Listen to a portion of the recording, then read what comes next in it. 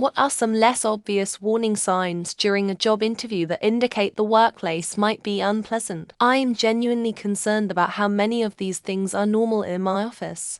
I mean, the family thing is basically our only selling point. We'd never ignore a phone call from the big boss for any reason. We work hard, play hard is literally on the website. And about 4 of our interview questions are based on how they handle pressure. Wish I'd read this thread 5 years ago. No one gave me the memo you guys caught. Yes, I'm currently looking elsewhere. But it's been 5 years. I got done. ATA and we do group interviews shit. We work hard but we play hard. Patio at the nearest Kelsey's or Montana's or whatever generic big box restaurant chain is nearest. And the December holiday lunch with the CFO and director of the department makes up for all of that.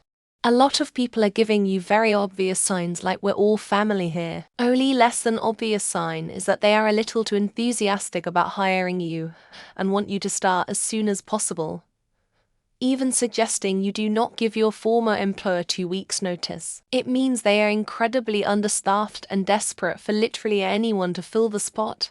If you can look at the general workforce, then look for the absence of the types of employees who have healthy boundaries that are incompatible with poor work-life balance. Parents of children, for example, often take their family obligations very seriously, so their presence in a workplace is a green flag, whereas demographic gaps in the employees is likely a warning sign. I agree with everyone in the We're Family Run for Your Life. I also ask to use the restroom when I leave. Of like a restaurant if it's nasty. Or there are passive-aggressive signs on the wall like please flush. Your mum doesn't work here is an indication that it's not a pleasant environment to be in. Any sort of evasion when you bring up salary, work requirements, hours, etc. Most good companies will happily provide this information to ensure they aren't wasting time with grossly underqualified applicants. The only reason they'd be reluctant to discuss these things are for toxic negative reasons. If they say the work environment is like family, run for your life, treat each other with the same toxic disrespect, passive-aggressive complaining, and entrenched dysfunction that they consider to be familial, and you will never ever be able to change that dynamic. Unpleasant is relative. For someone expecting MF9-5 job, but told you must be available 7 days a week 6 a.m. to 9 p.m. HR shift, it would sound very unpleasant. Or being told it is fast-paced.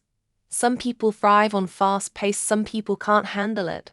When the phone rings, the interviewer gets all stiff and just takes the call because it's the big boss calling, leaving you sitting there like an idiot for a full 5 minutes. If you can't make the time for my interview and make it a priority, fuck off.